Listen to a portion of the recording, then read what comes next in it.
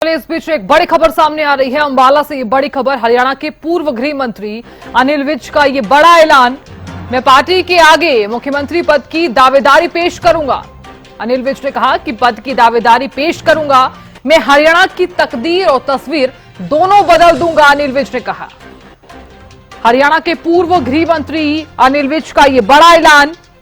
हरियाणा के पूर्व गृह मंत्री और अंबाला कैंट से बीजेपी उम्मीदवार अनिल विज ने मुख्यमंत्री बनने की जो इच्छा है वो जाहिर कर दी है। पूर्व गृह मंत्री अनिल विज ने इस बीच एक बड़ा ऐलान किया है, मैं पार्टी के आगे मुख्यमंत्री पद की दावेदारी पेश करूंगा। तो देखिए, अंबाला में पत्रकारों से बातचीत करते हुए अनिल विज ने इसका जिक्र कर दिया है और इच्छा जाहिर की है।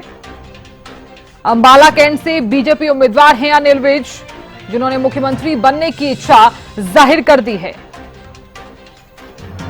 अब ऐसे में अनिल विज ने यह भी कहा है कि अगर पार्टी मुझे मुख्यमंत्री बनाती है तो मैं हरियाणा की तकदीर बदल दूंगा और मैं हरियाणा की तस्वीर बदल दूंगा। तो सीएम पद की दावेदारी पेश करूंगा, मैं हरियाणा की तकदीर और तस्वीर दोनों बदल दूंगा। तो अंबाला कैंट से बीजेपी प्रत्याशी हैं अनिल विज।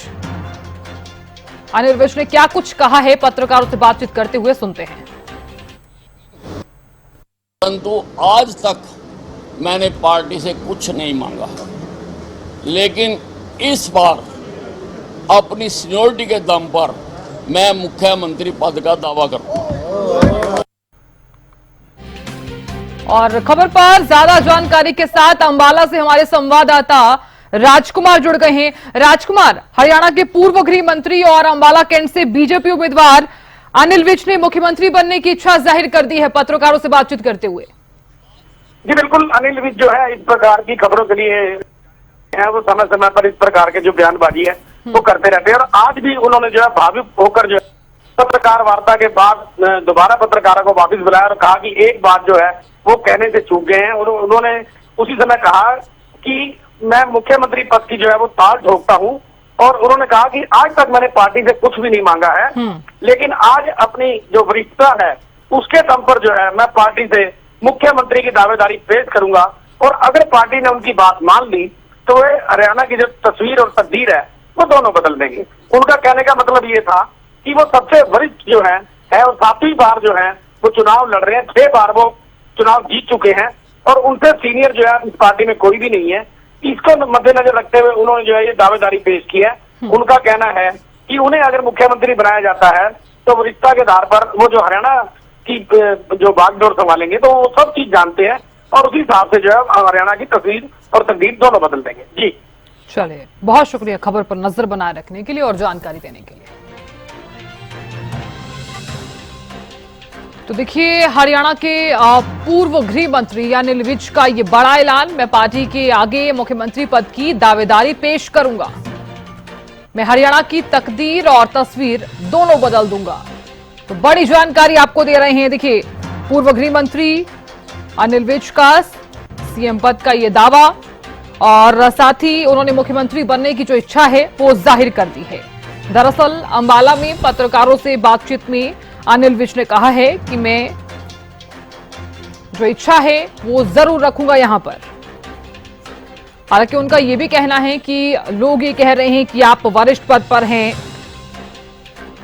और अब ऐसे में उन्होंने मुख्यमंत्री बनने की जो इच्छा है वो जाहिर कर दी है। और इस बीच उन्होंने ये भी कहा है कि मैं पार्टी के आगे मुख्यमंत्री पद की दावेदारी पेश करूंगा, मैं हरियाणा की तकदीर और तस्वीर दोनों बदल दूंगा। तो बड़ी जानकारी आपको दे रहे हैं पूर्व गृह मंत्री अनिल विज का सीएम पद को लेकर ये बड़ा दावा। हालांकि अनिल विज ने क्या कुछ कहा है वो भी सुना आपने। तो एक बार फिर से इच्छा जो है वो जाहिर कर दी है। हालांकि इससे पहले भी कई बयान जो हैं अनिल विज ने दिए भी हैं। इससे पहले आपने भी देखा होगा कि अनिल विज पार्टी से नाराज भी चल रहे थे और ऐसे में अब पत्रकारों से बातचीत करते हुए अनिल विज ने एक बड़ा दावा कर दिया है और साथ ही साथ मुख्यमंत्री बनने की जो इच्छा है वो जाहिर कर दी है। तो अंबाला में पत्रकारों से बातचीत में अनिल विज ने यह भी कहा है कि पूरे हरियाणा से लोग आ रहे हैं, मैं जहां भी गया हूं लोग ये भी कह रहे हैं कि आप वरिष्ठ पद पर हैं, मैं उनकी मांग पर अपनी वरिष्ठता के आधार पर मुख्यमंत्री बनने का जो दावा है वो पेश करूंगा। पार्टी मुझे बनाती है या फिर नहीं, ये उनका फैसला है। और बीजेपी प्रवक्ता नेहा धवन जी जुड़ गई हैं। नेहा जी, बहुत स्वागत आपका। धन्यवाद। नेहा जी, पूर्व गृह मंत्री और अंबाला कैंट से बीजेपी प्रत्याशी अनिल विज ने इच्छा जाहिर कर दी है सीएम पद को लेकर। जी, मैंने देखा चरिष्का जी अभी उनका बयान, और देखिए इसमें कोई संदेह नहीं है कि भारतीय जनता पार्टी के बहुत ही पुराने, बहुत ही वरिष्ठ नेता हमारे हैं अनिल विज जी, और जो सम्मान भारतीय जनता पार्टी ने उन्हें दिया है, और मुझे लगता है कि आज की तारीख में जो भी हमारे वरिष्ठ नेता हैं उसमें से एक अनिल विज जी हैं, और उन्होंने भारतीय जनता पार्टी को भी बहुत कुछ दिया है। और जिस तरह के अभी जो उनकी बात, मन की बात सामने आई है, और इससे तो साफ स्पष्ट होता है कि भारतीय जनता पार्टी भी एक लोकतांत्रिक पार्टी है, और इसमें भी सभी कार्यकर्ताओं को अपने मन की बात रखने की जो है पूरी आजादी है, और माननीय अनिल विज जी ने भी अपने मन की बात को रखा है, और जरूर ये बात ऊपर तक जाएगी, और वरिष्ठ जो हमारे शीर्ष नेतृत्व है उनके संज्ञान में ये जरूर जाएगी बात, और जो भी उनका फैसला होगा। देखिए अभी तो चुनाव का समय है, और चुनाव के समय में हमें मिलजुल कर एक होकर सबसे पहले तो तीसरी बार भारतीय जनता पार्टी की सरकार को प्रदेश में लाना है, और भारतीय जनता पार्टी की तीसरी बार सरकार बनती है तो संभव है कि मुख्यमंत्री भारतीय जनता पार्टी से आएंगे, और भारतीय जनता पार्टी के जो भी शीर्ष नेतृत्व का फैसला होगा।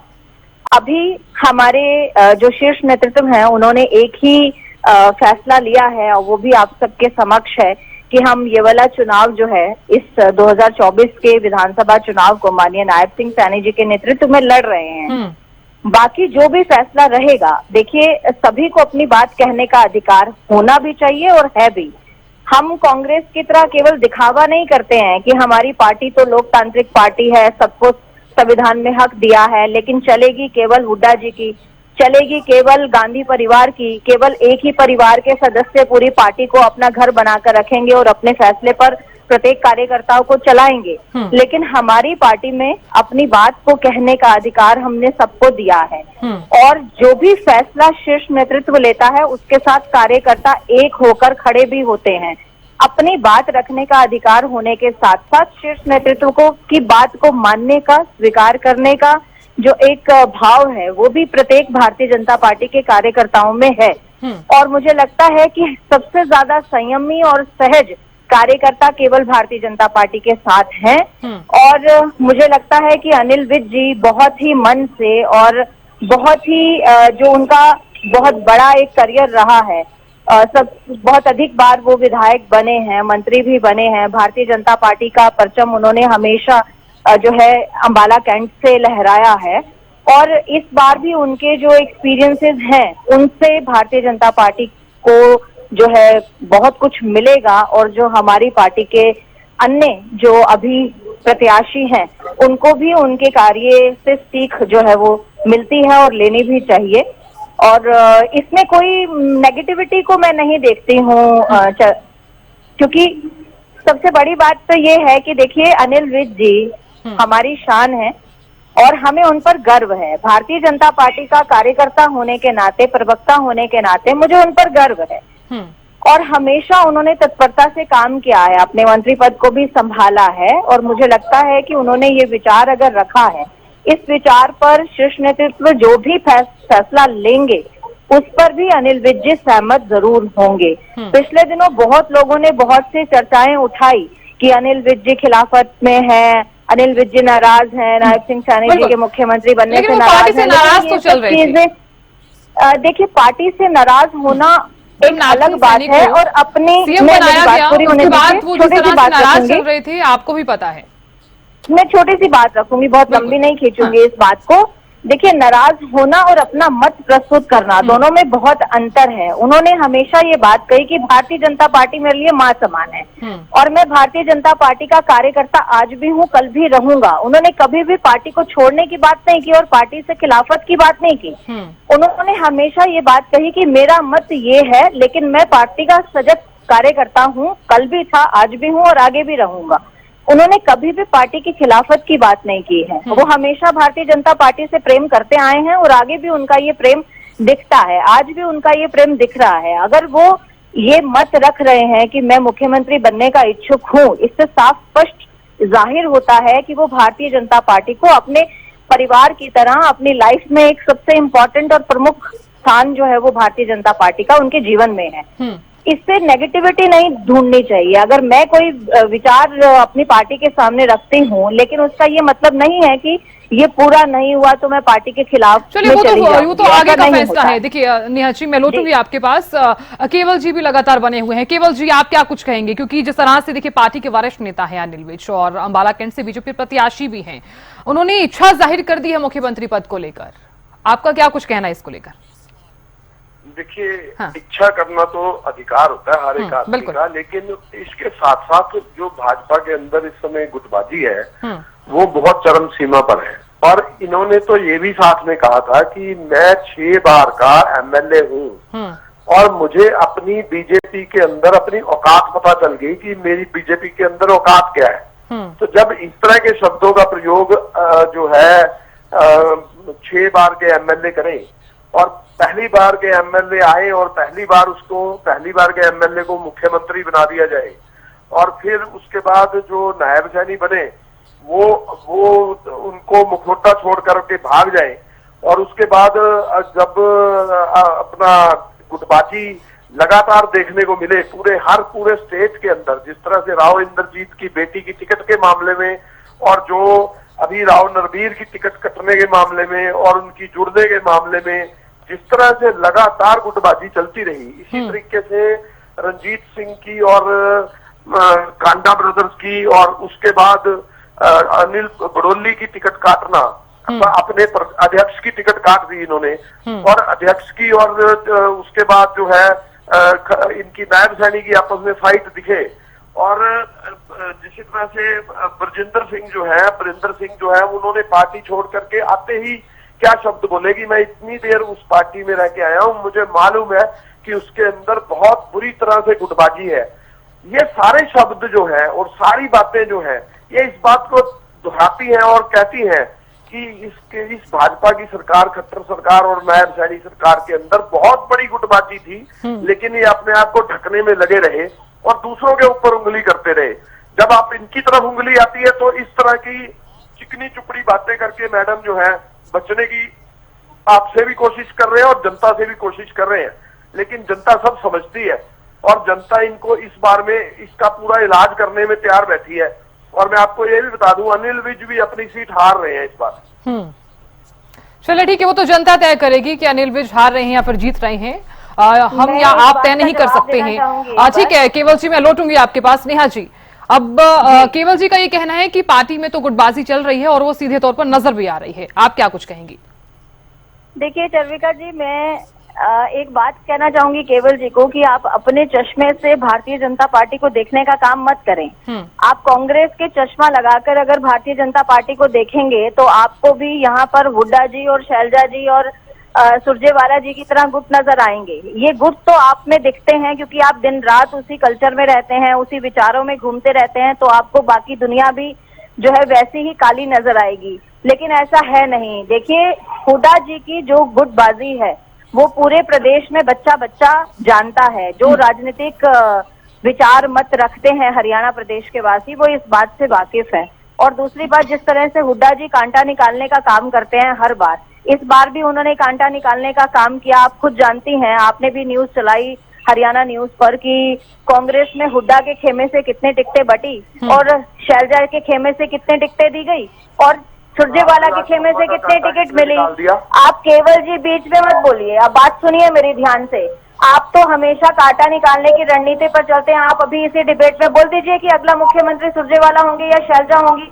आप बात करते हैं दलितों की हमेशा, लेकिन क्या गलत क्या केवल जी मैं लौटूंगी आपके पास, मुख्यमंत्री बनाने का काम नेहा कर जी को सकते बात हैं? कंप्लीट करने दीजिए। बिल्कुल, धन्यवाद चंद्रिका। केवल जी, मैं आपसे पूछूंगी, जब आपकी बारी आएगी तो इस बात का जवाब दीजिएगा कि क्या आप आज इस डिबेट में बैठकर ओपनली ये बात कह सकते हैं कि हमारा अगला मुख्यमंत्री कुमारी शैलजा जी होंगी, जो कि दलित परिवार से आती हैं, क्योंकि कांग्रेस दलित पक्ष में काम करती है, इसलिए हम अपना चेहरा जो है, या तो आपको उदय भान जी को बनाइए या फिर आप कुमारी शैलजा जी को बनाइए। आप कहिए ये बात, क्योंकि आप स्वयं भी हुड्डा खेमे से आते हैं, क्योंकि आप खुद भी हुड्डा खेमे से आते हैं, इसलिए आप ठीक है नेहा जी, मैं लौटूंगी आपके पास। केवल जी आप अपनी बात कंप्लीट कीजिए, आखिरी कमेंट। देखिए, अब इनको भी ये तय कर देना चाहिए कि अगला मुख्यमंत्री जो है वो नायब सैनी ना हो करके कोई दूसरा हो। मैं भी ये कह सकता हूँ, भाई ये हाईकमान का हमारे फैसला होता है, आप लोग कौन है फैसला करने वाले? हम हमारे एमएलए जो चुन के आते हैं वो फैसला करते हैं कि हमारा नेता कौन सा होगा, और हाईकमान उसके ऊपर निर्णय लेती है। ये आपका अधिकार नहीं है, ना मेरा अधिकार है इसी चीजें बोलने का। ठीक है केवल जी, ये तो जनता पर डिपेंड करता है। लेकिन ठीक है, बहुत शुक्रिया बातचीत करने के लिए। नेहा जी आपका भी बहुत बहुत शुक्रिया बातचीत करने के लिए। तो देखिए, जिस तरह से पूर्व गृह मंत्री अनिल विज ने एक बड़ा ऐलान किया है, तो ऐसे में अब देखने वाली बात होगी, क्योंकि उन्होंने अपनी बात रखी है। अनिल विज का इस बीच यहां पर यह भी कहना है कि मैं पार्टी के आगे मुख्यमंत्री पद की दावेदारी पेश करूंगा और जो फैसला है वो पार्टी का होगा।